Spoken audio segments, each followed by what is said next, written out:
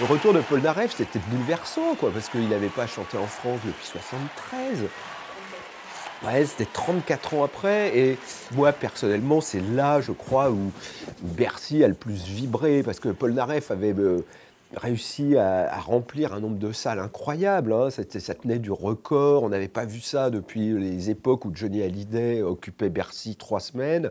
Là, c'était le grand retour de Michel Polnareff et il y a eu plein d'émotions. Le premier soir, franchement, quand il est arrivé, quand le rideau s'est ouvert, est tombé, parce que c'était un rideau en voile qui tombait, boum, on a vu Michel Polnareff, les gens ont reculé, puis sont avancés, enfin il y a eu, mais ça, encore une fois, c'est des tout petits événements, ça serait un tout petit événement au Bataclan, mais dans une salle comme Bercy, parfois on sent l'égrégore, cette espèce de... La foule n'est plus qu'une seule personne qui réagit, tout le monde réagit de la même manière.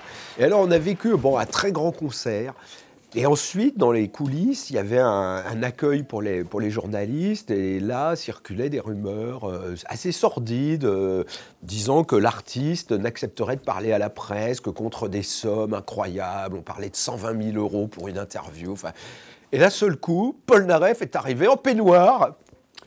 Tout, voilà, il venait de prendre sa douche après le concert et le monsieur 120 000 euros s'est assis pour parler avec les journalistes du Monde. Il a dit, il était bien votre journal.